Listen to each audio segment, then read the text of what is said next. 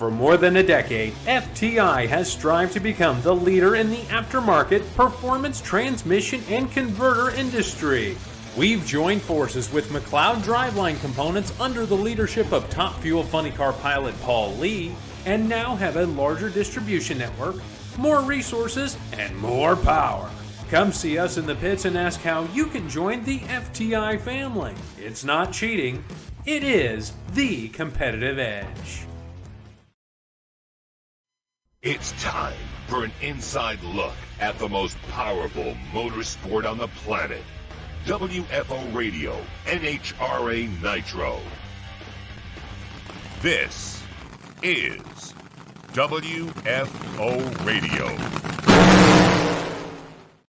Hey everybody, WFO back on the air. Winter views from the Circle K 4-wide nationals out there at zMAX Dragway. The Bellagio of drag strips, 4-wide drag racing. Everybody hates it until they win it, and then they love it. It's very interesting how that all works. We've got Austin Prock from John Force Racing going to be on the show today. Austin, very talented young race car driver, big personality, the wing walker. Oh, he's the wing walker, and every time he jumps up there, I get very frightened. It's all moving and grooving, then he gets his balance, and he handles it. And that's, I should feel that about them going down the racetrack, but somehow I don't. But when he gets up on the wing, I get a little nervous. We'll talk about that and plenty more. If you're a fan of John Force Racing, if you love John, share this show because Austin Prock is delivering for John Force Racing and Montana Brands, and I'm super excited about this young star. Everybody talks about, like, we need young, fresh superstars, and this is the guy. I think he's going to be in the mix all the way till the end. New crew chief Chris Cunningham coming off Robert's car, solo with Joe Barlam, but like Chris tuning a Top Fuel car after all of those years in funny car to a win with Joe Barlam. Like, that's tremendous as well, since Chris is Miami Hollywood Speedway alumni. And so we're going to get into all of that. Before we do that, though, I do want to thank the people who make it possible for me to go WFO. And I know some people are like, oh, man, there's corporate sponsorship of this show. And the answer is yes, it is. And I always try to give you like a little nugget or two, like the Total Seal piston rings, folks, doing rings from stock eliminator, your street car, that LS power plant that you got, you want it to go fast, twin turbos, whatever you got, they fit the rings all the way to Formula One. Yes, there are some of those Formula One teams that'll be racing in Miami this weekend using Total Seal piston rings. Which ones? Nobody can say. It's all super top secret. Go to TotalSeal.com, hear the Hidden Horsepower podcast, and listen for those great little nuggets. TotalSeal.com. The folks at Foggit, FOGGIT.com. This is Gary Stinnett and Steve Williams, helping the Lucas Oil Series racers protect the inside of their racing engines, but the armory industry, right? Like all those armorists, the gun folks, the people who know how to keep, prepare, and maintain firearms are jumping on board with Foggit as well. It's a great spray. It protects your cylinder wall finish after a night of racing. There's microscopic corrosion. There's condensation. It's causing rust. And Foggit stops that. You spray it down into the carburetor, up into the spark plug holes, and it solves the problem. So check out Foggit. They have a great contingency program as well. FOGGIT. Already heard about FTI Performance Transmissions and Torque Converters doing a great job with the .90 racers, the Lucas Oil Series racers, Pro Mod, Top Dragster, Top Sportsman. And what everybody tells me is that there are a lot of great transmissions out there. But when you're making major power and you also want that reliability and consistency, FTI is a cut above. Phillips Connect, smart trailer technology for the people in the transportation industry. Phillips-Connect.com is the website. And if you reach out to me, I can give you a personalized introduction, which goes a long way. You can email me, joe@wforadio.com. Thank you for your interest. And the folks at Phillips Connect, Mr. Epler and the Ashleys, everybody doing some big things over there. Check them out, Phillips-Connect.com. Also, Bernie Speed Shop, American Classic Horsepower. But they've got exotics too.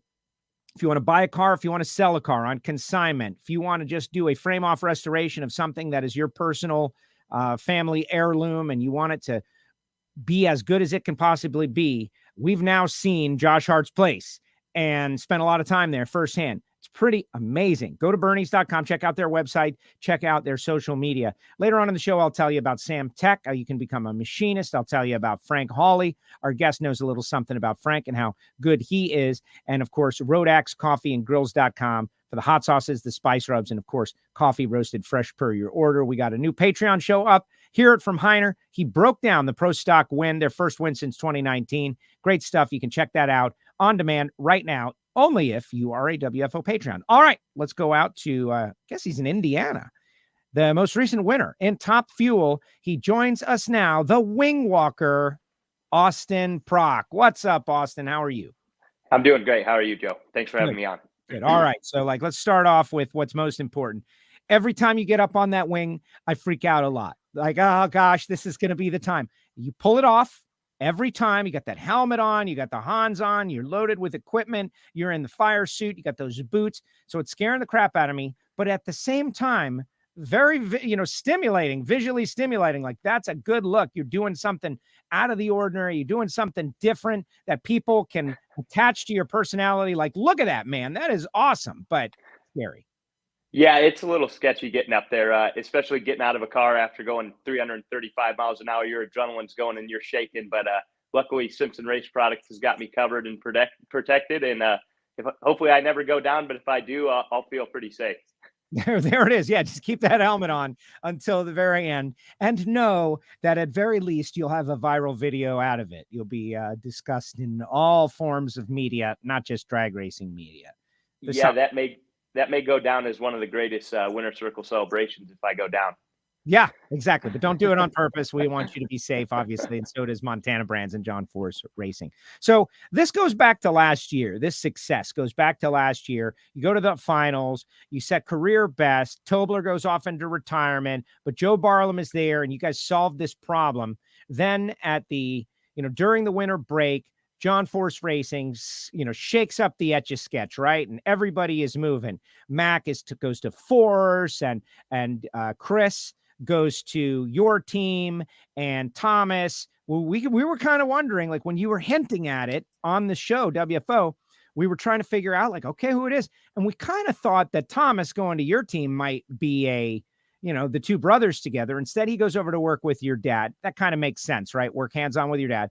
But Chris and Joe, and I was wondering, like, it's been a while since Chris has been on a fueler. Let's see how that goes. Here we go. 5 races in, Chris and Joe victorious, and the team has got a win. Yeah, a win and another final round. They're doing an outstanding job, and I think last weekend just proved to everybody that we made the right choice. That was a pretty controversial change. Splitting up arguably one of the greatest crew chief combos of all time, in my opinion. Chris and my dad, and split them up, and then put a young kid over my brother Thomas with my dad, and then we both go out and double up. That was really cool, and it definitely made John Force look smart. Yeah, exactly. Well, John looks, like he plays out of control, but all of these things haven't happened because he's not smart, right? Like, you don't accidentally become the greatest and most successful anything in anything by not being smart. He, whether it comes to hiring Austin Coyle or bringing all these people around, John has always made smart moves, getting you back in a race car, recognizing that you were the future and a great young talent and somebody that people like. Like, John is no dummy, and we can question him, but look, it's paid dividends. Yeah, absolutely. He makes big moves, and they always seem to work out. And replacing Ron Tobler, that ain't easy. And Chris Cunningham, he was the best pick we could have got. Him and Joe worked so well together, and they really got this thing running stand out. We struggled in Vegas, and we thought about testing on Monday, and I asked Chris, I said, hey, we going to test on Monday? He said, no, we don't need to. I'm confident that I know exactly what's going on, and we're going to go to Charlotte and we're going to win. And that's exactly what we did. The thing went up and down the racetrack, all 7 runs, and efficiently. We weren't the quickest car every time we went up there, but we were in the top 3 or top 5. And that's all you need when you go into Sunday. You need a good book of runs that you can pick at. And when you got smart crew chiefs like Chris Cunningham and Joe Barlam, watch out. Yeah, exactly. Now, I want to make it about our South Florida community where WFO is from, the home of Daryl Gwynn. And it's kind of interesting, the track that I got started at, Chris got started at, Daryl got started at, and South Florida is a great drag racing community, Miami Hollywood Speedway. And Chris Cunningham comes from that track. We did a couple of years ago, we did a happy hour show with Daryl and Chris and Hector Arana and everybody that kind of came through that area, and can't help but be proud of where he got started. And I was ready with the story at the Winter Nationals, you and Justin in the final round, and I was all ready for the Chris side of it, right? And Mike Green on the other thing is on the other side of the racetrack, also Daryl Gwynn alumni, which is kind of cool how many people came up through that South Florida program and are still going and successful in the sport of drag racing right now. Yeah, it's pretty wild. Some of these OG crew chiefs, like those two you just named, how long they've been out here doing it. And not a lot of people know that. Chris has been doing this a majority of his life, just like my dad. And that's why they get paid the big bucks. And that's why they can make these race cars run like they do. Yeah, the big bucks, baby, the big bucks. So let's talk about your round by round or quad by quad. You and I had a conversation that I referenced at the start of the show about like, hey, man, do you like this? You're like, I'll like it if I win. And then you won. So do you like it? I know it's over. All you fans out there who've got 4-wide PTSD, calm down. It's over. It's in the rearview mirror. It is definitely chaotic. We had people screaming at each other on the starting line, all the different interesting stuff. But now that you got a Wally from it, does that change your attitude? I kind of like that aspect that it brings something different. Not everybody likes it maybe, but it is bringing noise to the sport. It's getting people's attention. And honestly, it's so out of the ordinary for us, like especially in years past where you'd run one and you have a couple weeks off and then you'd go run another 4-wide. You had some standard drag racing in between. I really enjoyed that they did them back to back because I felt like I was more comfortable going into Charlotte, and I think all the racers were. There was a lot of good reaction times. It was like I was 049 on the tree twice on Sunday, and I left last. Like that's pretty impressive coming out of a 4-wide. Everybody's reaction times typically slow down quite a bit going into the 4-wide. I would see a lot of 60 or 70 lights, and everybody was just absolutely drilling it in Charlotte, and that brings some excitement to the fans and excitement to the drivers. You got to go up there and be on kill, and when you get a good reaction time against the other cars in the lane, it really gets you jacked up. Yeah, this guy says, how about that dance with Mike Eubanks and Mike Salinas? I didn't see it, but what happened? So there was 2 separate videos of Salinas dancing and then Mike Eubank dancing, my supercharger specialist. And we ended up doing a collab where they were dancing in the pit to some Bruno Mars. It was pretty entertaining. They're definitely both goofballs and keep some good energy in the pit for sure. They're both goofballs, right? It depends on when you get them. In our sport, we have no shortage of goofballs, and I mean that in a positive way. Yeah, absolutely. I think I probably make that list as well. You do make the list. And let's talk about the double up with your dad and Thomas, okay? Because as much as this is fun and you guys are intense, like everybody that was in competition that was named Prock won. Right? Like anybody, that's awesome. And multiple categories. Your brother, who everybody has said is a genius level guy, and he's going over to work with your dad, who is clearly in the same situation, raised you guys. But to be able to have that experience, nobody gets that. It's rare. And drag racing happens a lot because it's a family sport, but you win, they win, everybody wins. It's the John Force Racing double up. Like, how do you celebrate that? That must have been pretty amazing. Yeah, that was a big celebration. I mean, you really can't beat that. And it's hard to do, it's hard to win one of them, let alone, both of you do it on the same day. So we even had my oldest brother, Sam there. My mom was there. Thomas's wife, Hallie, was there. The whole family was there. We were missing my girlfriend, but, we still celebrated big, and her birthday's today. So we got her a win on her birthday, and it was just really special. A lot of smiles. There's a lot of good photos from the winter circle, and just a bunch of great memories. And, to do that twice now with my dad, and then do it with my dad and Thomas is really special. Hopefully we'll have many more of these family celebrations like this in the future. And the roller coaster of emotions from the start of the weekend for your pop, right? Like he starts out the weekend high-siding the RV somewhere and getting pulled out of the ditch. Yeah, how do I know about that, right? The spies are out there, and he ends up in the winter circle. So literally from the ditch to the winter circle.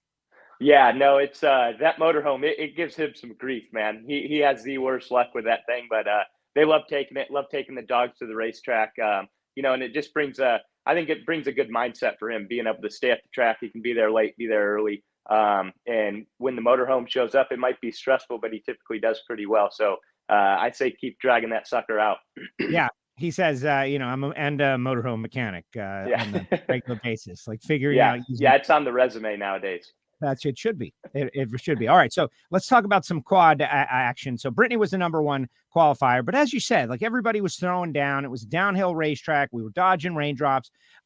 So there was a lot of elements going on. But walk us through your first quad, and I'm looking for it on the ladder here, trying to find you. Mike Salinas, Jacob McNeil, Justin Ashley. I got to know Jacob a little bit. He's a bracket racer. He's won the Race of Champions. Like literally, he's going to be out there 8 times this year, racing his dream.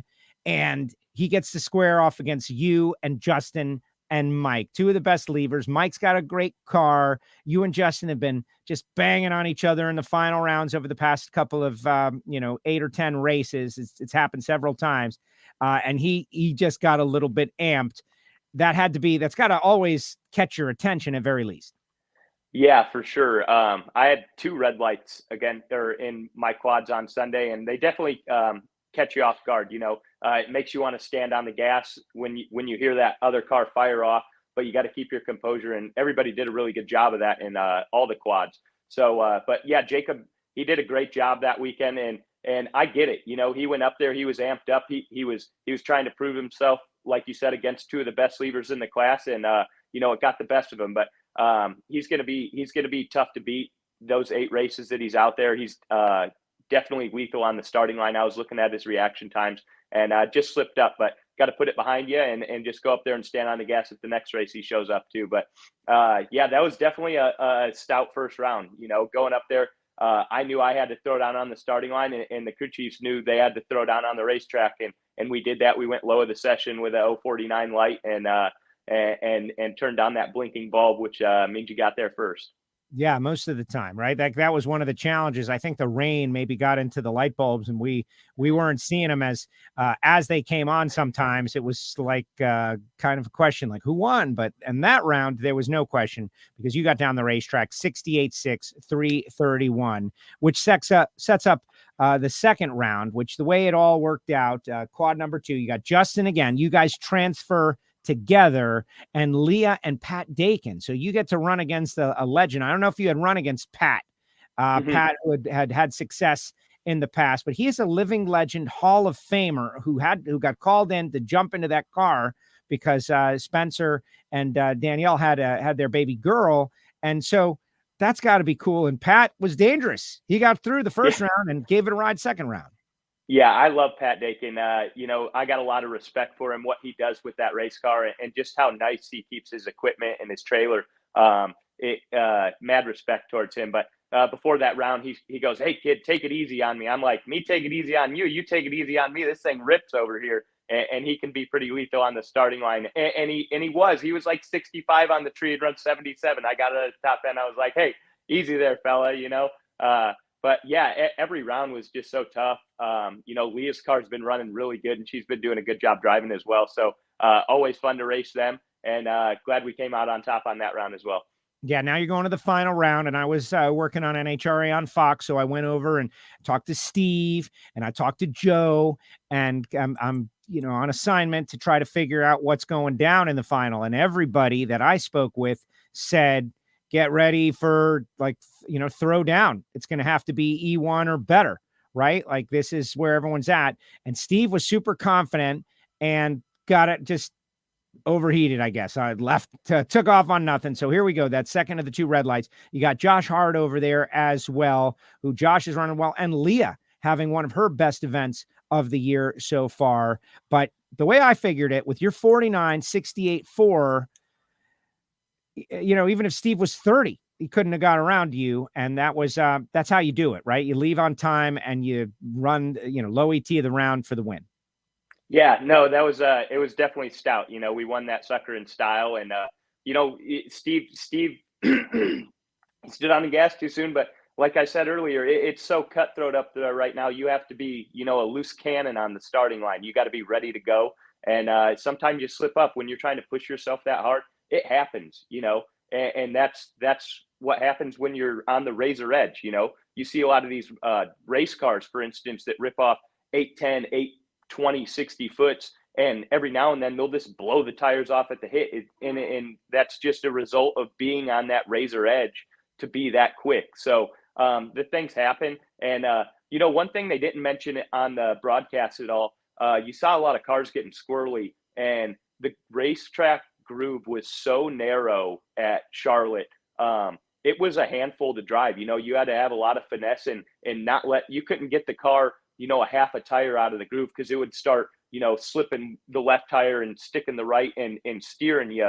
You had to be, really do a finesse job of getting the cars down the track. And when that thing was running 68, it was a handful and a lot of fun to drive. Interesting. Yeah. And I think that's our great challenge. I feel like that NHRA can be having a growth spurt right now. And we're hopefully having a growth spurt. And I think you're part of it. I think Justin's part of it. I think Tony Stewart is obviously part of it. We've got new eyes on the sport. We've got hopefully young people like, who's that kid? What's he doing? Why is he getting up on the wing? He seems cool. He talks loud. He's boisterous. That's what we need. But what we also need is to make sure everybody that watches understands that this is really high-level competition. Formula One, NASCAR, NHRA, razor's edge competition. It's not just the car drives down from start to finish line and it always goes. Everybody is on the ragged edge. Yeah, for sure. It's really just about getting people out to the racetrack. You bring someone to one of these events, they are hooked. Like it is the coolest sport on the planet, and I really beg to differ if someone argued that. You bring them to a race, they always go, I'm coming back and I'm bringing my friends. And like you said, the competition is so tight. You're racing for thousandths of a second. And someone who understood that was there was a couple of the Panthers football players out at the track, Austin and Brody, I believe. They came over by the pit and they understand that those finite numbers like that, because they deal with that in their drills, their athletic drills. Who's the quickest to the thou, and one of them had never been to a race before, and when he left, he was so jacked up. They both commented on my post after we won and just thought it was amazing. So it was really cool to have them out there, and we need to get more people like that to the racetrack, because you get them there once, they're a fan for life. That's really the truth. And I'm that example too. Like I went one time and I keep coming back until they chase me away and love it. All right. We got some people out there. I don't know exactly who this is, but they say that you are their favorite Top Fuel dragster driver, which that's cool. Certainly you are what we've been asking for, like willing to show the emotion, both positive and negative, not the quote unquote cookie cutter vanilla driver that everybody, dislikes. I don't know who that is exactly, but nobody likes that guy. Derek says it was a Chevy sweep. If only we could get Chevrolet to build a pro stock motorcycle, it would have been a total sweep. But yeah, all the car categories. I spoke with Judy Dominic in the media center, and she was super excited about that. You guys holding it down for Chevrolet? Yeah, it was great having Judy at the racetrack. We always love seeing her, and great day for Chevrolet. These John Force Racing cars are on a tear right now, and hopefully we can do that throughout the season. Love having Chevrolet as our vehicle brand on these race cars. They do a lot for us on the R&D side of things, and it's just unbelievable to be a part of. You think about something like this as a kid, getting to drive for Chevrolet. That's pretty damn cool. Yeah, exactly. Can you talk a little bit about Frank Teagues? Because he is, I see him out there, and amazing success story. Like that's what we get to be around in the NHRA, these amazing success stories. CNBC's got their like Titans shows, and you think about what he's got his hands in different things, whether it be like Flavor Pack or Montana Brands, oil field services, frozen vegetables, like just totally different things, but he is in it and being very helpful to John Force Racing. And hopefully he knows that he's appreciated. I know Robert says it all the time. You say it all the time. I, at the track, kind of just like let him enjoy the racing the way he chooses to do it. But talk a little bit about what he's bringing to the table at John Force Racing. And now you guys are able to deliver for him. Yeah, that was pretty cool, doubling up with Frank's brands on the race cars, with Flavor Pack and Montana Brand, Rocky Mountain Twist. But Frank, he just brings so much great energy to this team. he's doing a lot for John Force Racing now. He's floating the boat essentially. So I love being around Frank, love having him there. And Frank, he's taught me a lot. He's a very smart individual, and he's got his hands in a lot of cookie jars. Like he does just about a little bit of everything. But, from a driving standpoint, he's helped me tremendously on the mental side of things. Just going up there, getting my mind straight and going about these rounds the right way. And we all really appreciate everything that he does for us. We can't wait to have him out at a race again. And hopefully the next one he is at, we can double up with his brands again. Excellent. Let's look ahead to Chicago, because I'm calling this an all hands on deck. You know the story about Bandamere. We're losing Bandamere at the end of the year. It's terrible. And it seems like we take a couple of steps forward and then we get knocked down by a story like this. And I understand real estate and capitalism, and I don't blame anybody, but there's only so many racetracks. And we have a chance, but with a big turnout and a large crowd and a bunch of crazed fans carrying signs, going out there to Chicago to hopefully save one that is an amazing and beautiful facility within an hour from, the second city in the United States of America. It's an amazing thing. So I'm compelling my listeners and fans and everybody from John Force Racing. Like, if you're anywhere nearby, you got to go, but I'm hoping that you can pile on and help out as well, because we really need this track. This is not one. It will be fun to go. Hey, we need you. We got to sell this, save this facility and make this thing a regular on the schedule again. So give me your pre-Chicago hype machine. Yeah, I think there's going to be a great turnout there. It coming back after years gone. I think there's going to be a huge turnout, and hopefully there is, and that'll spark some attention to keep it around.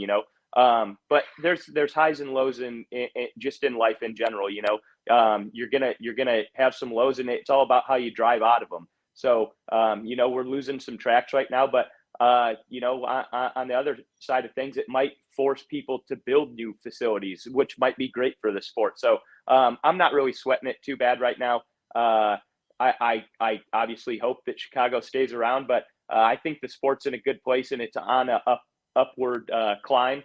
And we just got to keep digging and keep doing. If every individual in drag racing does their job to 100%, there's no way this deal is going to fail. So everybody just needs to do their part and worry about their part, and we'll see how the cards fall.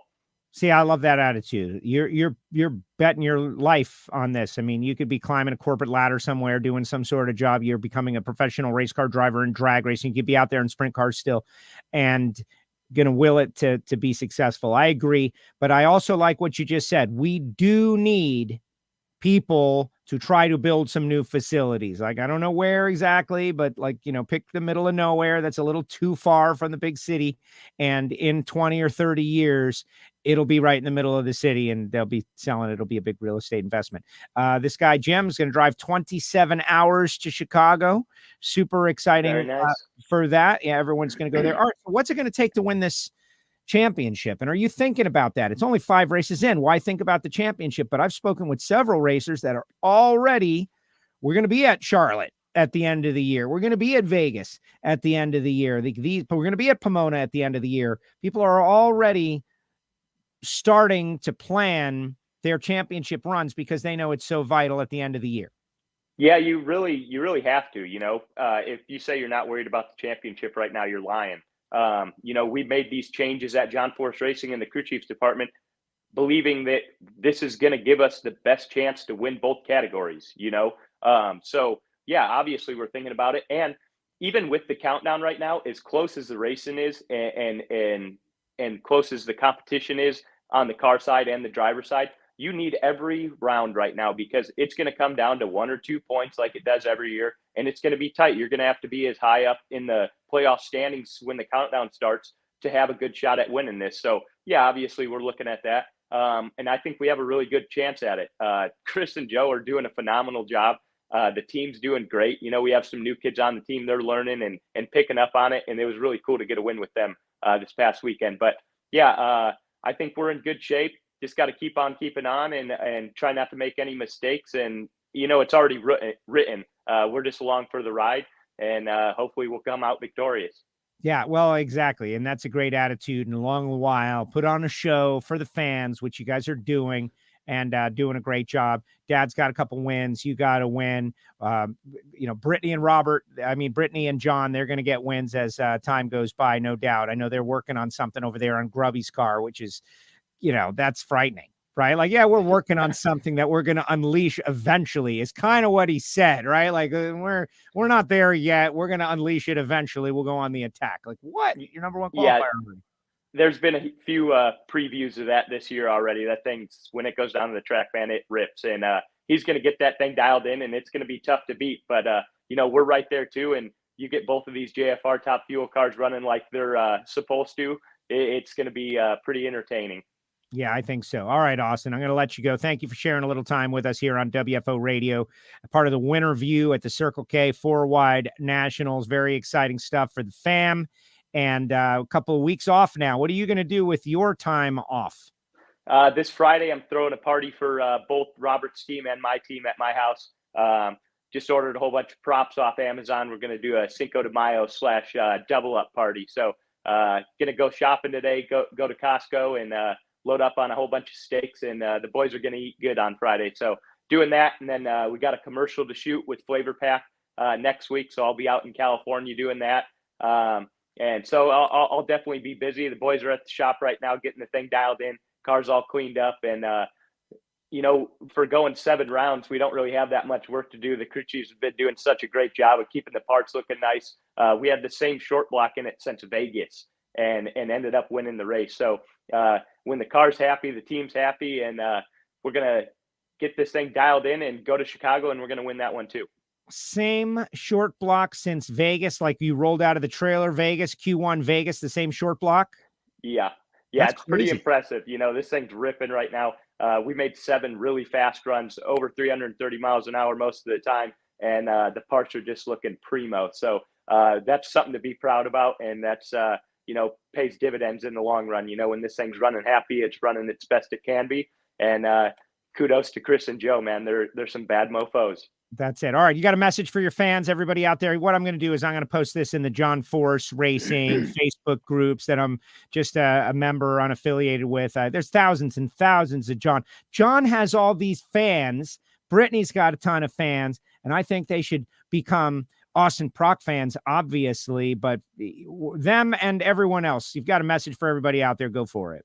Yeah, we're working on that. The fans have been tremendous to me. I haven't been out here that long, and it seems like every weekend that goes on, the fan base is just growing and growing. And I take pride in that. I try and spend a lot of time out at the ropes and getting to know everybody. Not just signing autographs, having a conversation with them, and I enjoy it, and I believe they enjoy it too. So thank you to everybody that backs John Force Racing. Thank you to all our sponsors.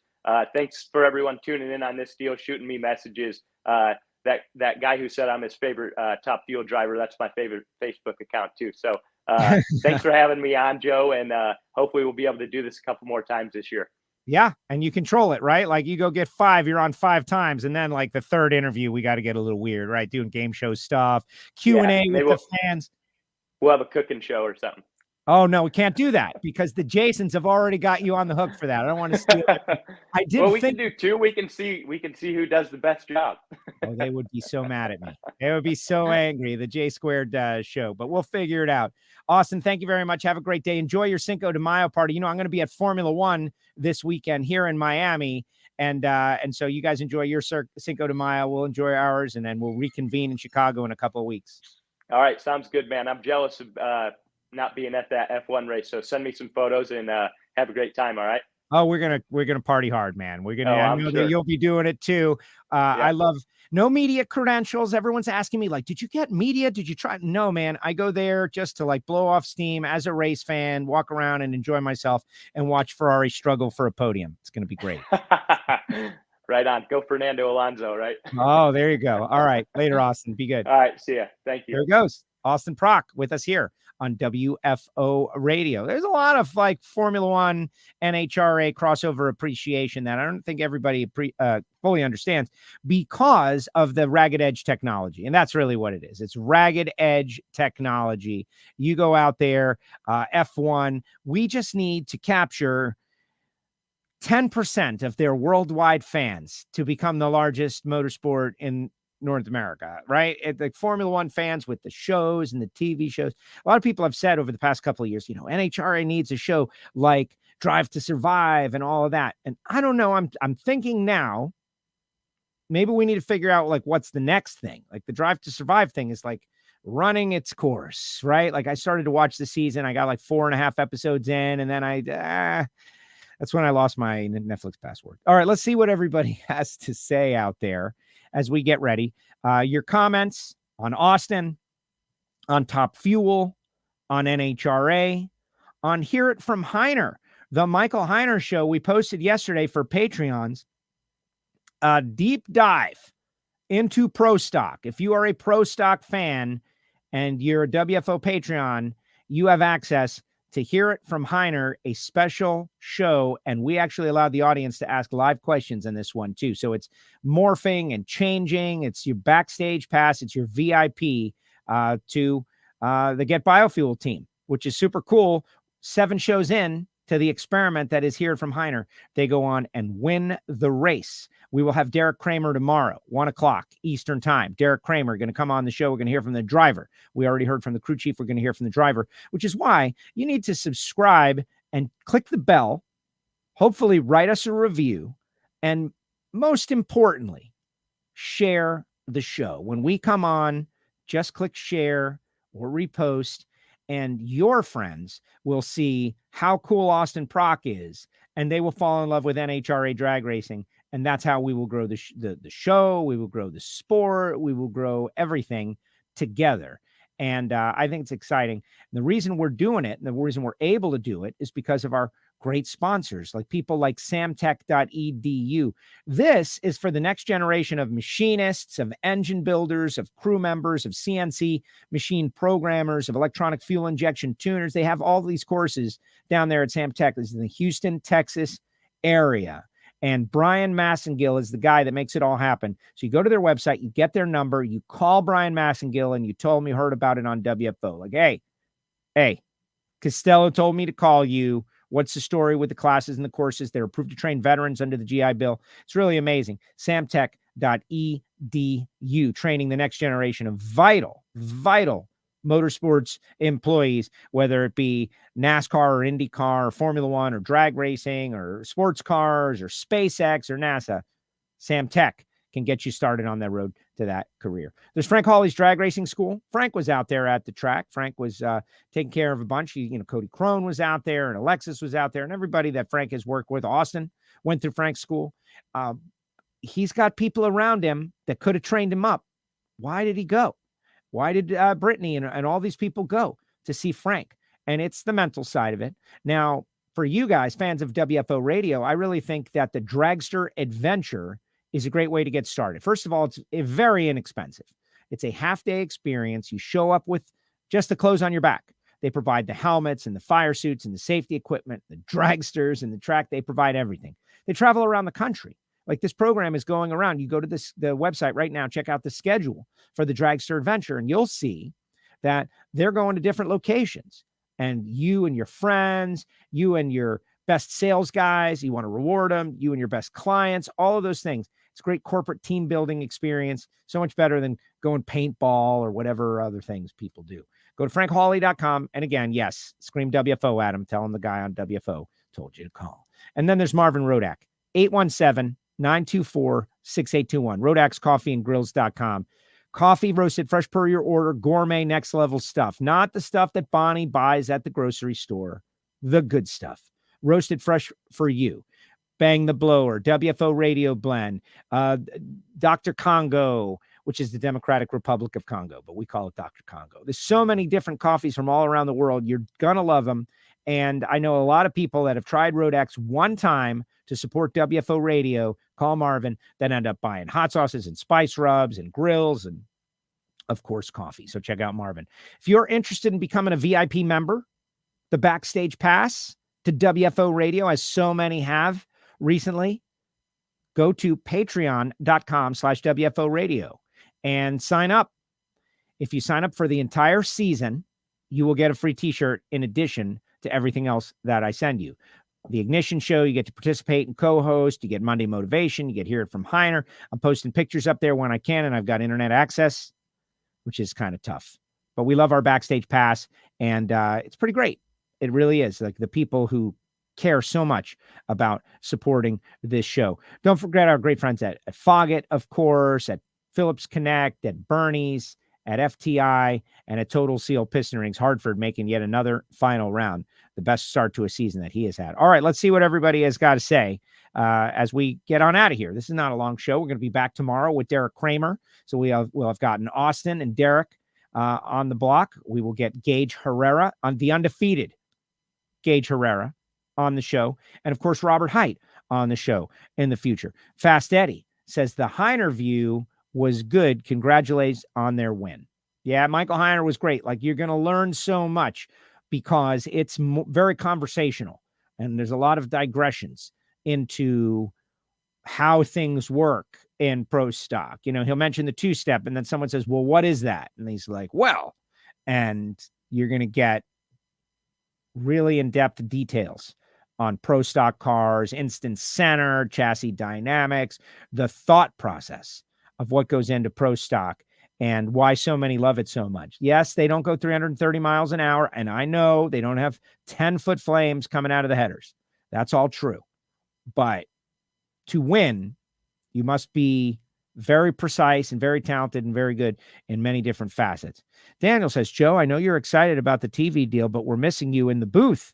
Thank you, Daniel. I was in the booth for quite a few hours on Friday and Saturday, Friday morning, Saturday midday, Saturday night, and then none on Sunday. That is true, on Sunday. Thank you for missing me. You know, if you've never gone, they can't miss you. And so right now I'm gone from NHRA TV. I'm floating over there with NHRA on Fox, really having a great time and learning a lot.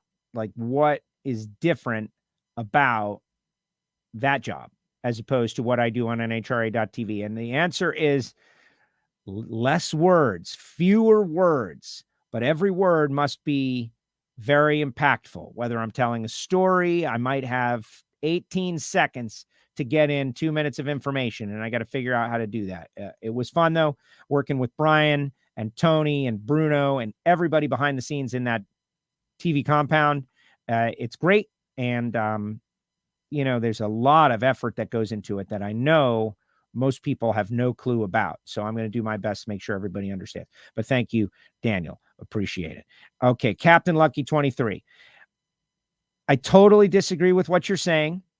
I think it's a horrible thing that you're saying. You're entitled to your opinion because this is America and you can think whatever you want.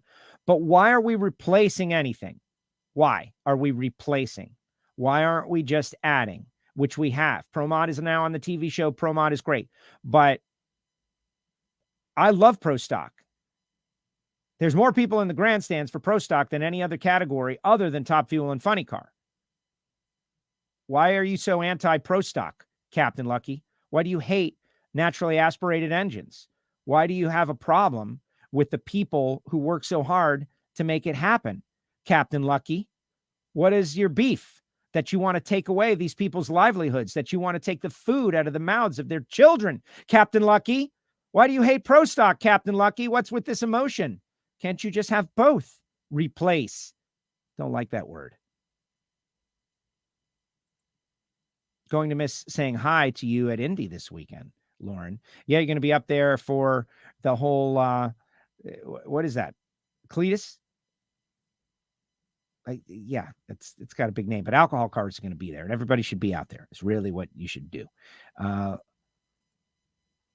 Garlett's ears perked up on the one short block deal. Yeah, that's a good stat. That's a great stat. Thank you, Austin, for that. One short block over the course of 2 races.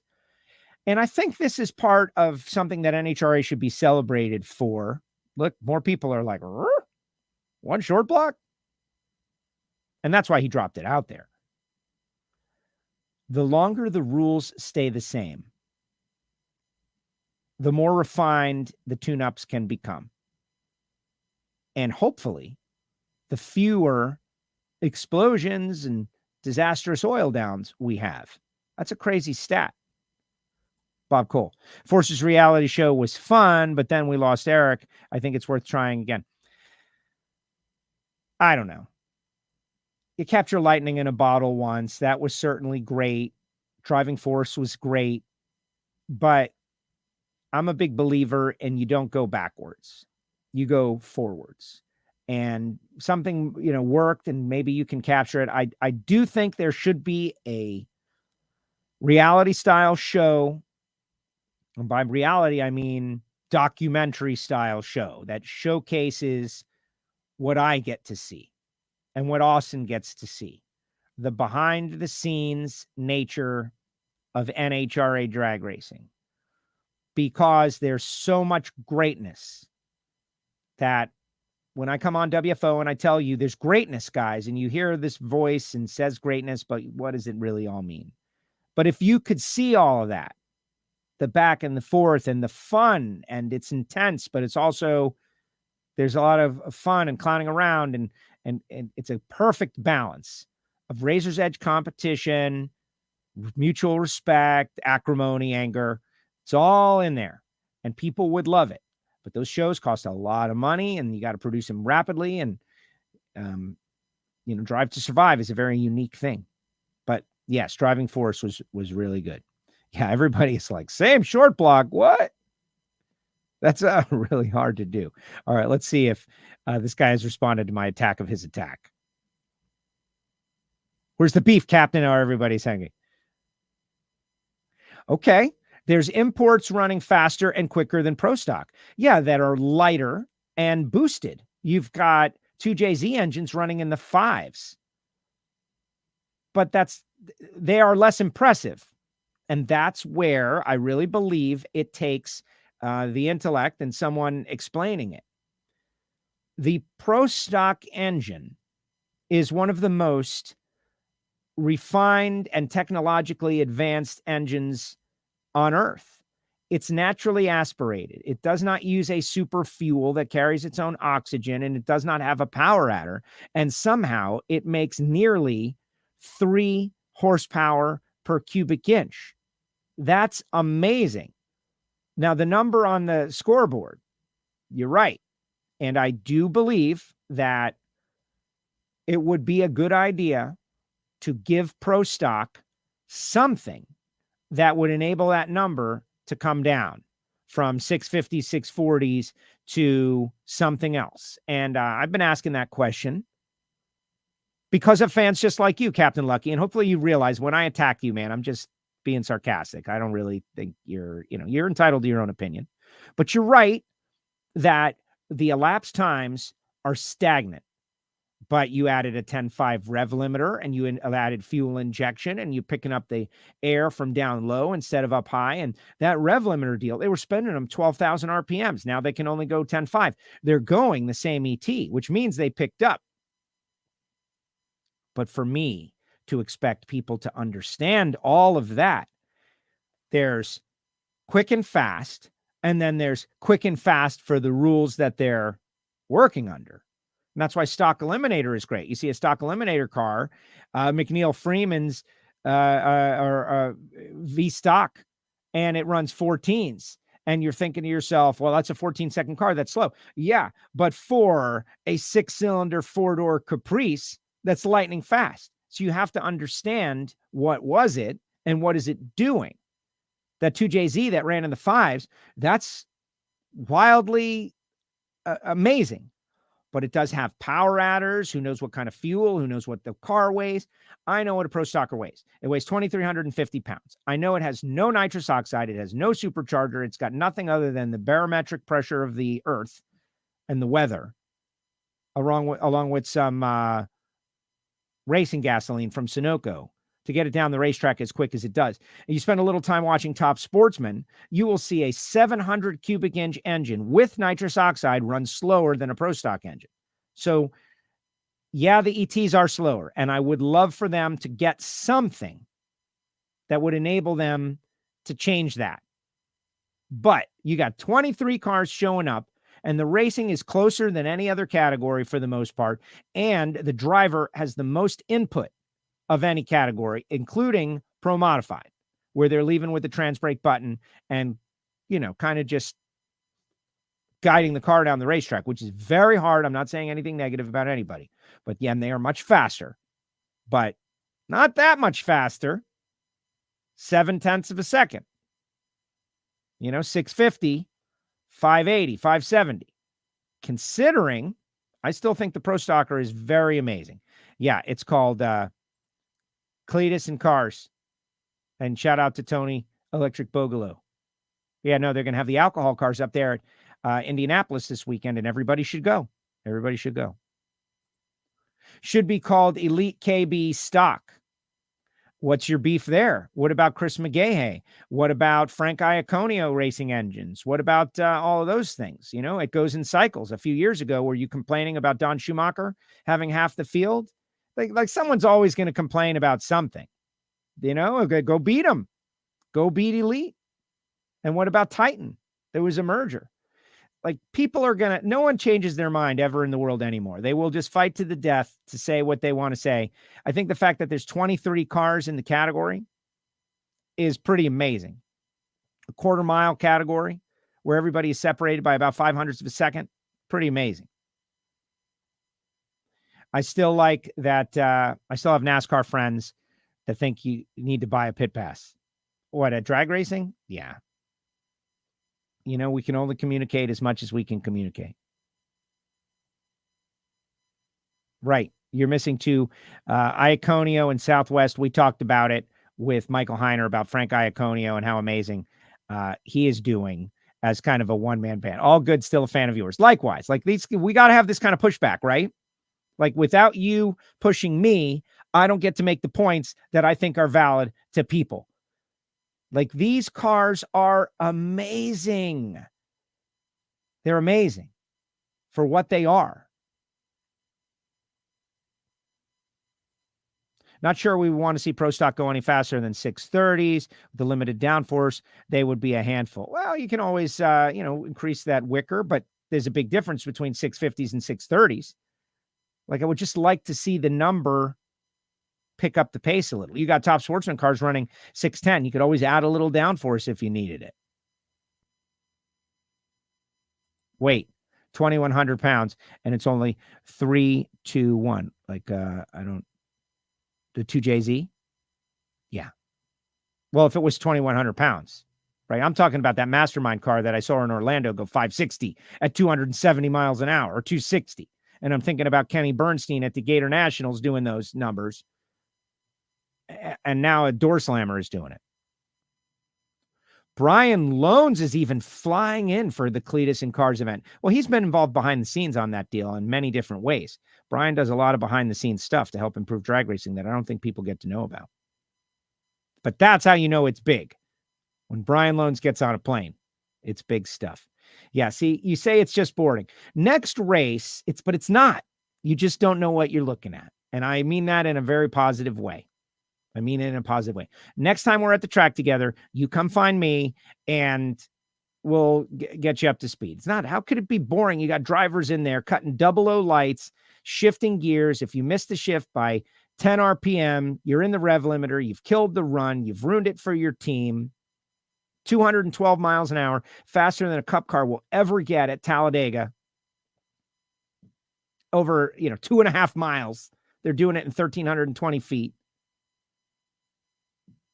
I don't see how that could ever be boring. And oh, by the way, you got some of the best personalities in drag racing too. Erica and Hartford and Greg Anderson. You're allowed to like whatever you want, but boring. Like, I don't know. I can share people. Well, don't do it now because the show's over. Show's over. Really appreciate everybody out there. And I do like to debate and push back a little bit. Don't mess with my Pro Stock people. But I love the Nitro cars. I love it all. Comp Eliminator. You want to get into comp? How about Comp Eliminator? You got your Pro Mods and Super Mods and Hemi Challenge and all kinds of things. Altereds, A-Altered Planetary, Pro Stock engine with carburetor. Like, there's nothing that's boring in drag racing. There's no class that's boring. Even the .90, you just don't know what you're looking at. And I'm sure there's something that you like and you're passionate about in your life that you have told someone and they don't understand it and they don't get it and they'd say, oh, it's boring. But that's only because they don't understand what they're looking at. Soccer. People say soccer is boring, right? But the whole world goes crazy and for it. And they'll like get all emotional and tear down a city because of it. Like, can't be that boring if they care that much. We're obviously missing something. Same thing for football, baseball, basketball, hockey. People are like, hockey is boring. You know, I can't follow the puck. You go talk to the people who love hockey. Everything, it's got its nuance, but you have to find it, understand it to fully be engaged in it. And that's what Pro Stock and even Top Fuel. There are Formula One people who see the cars and say, well, they just go straight. How can that be exciting?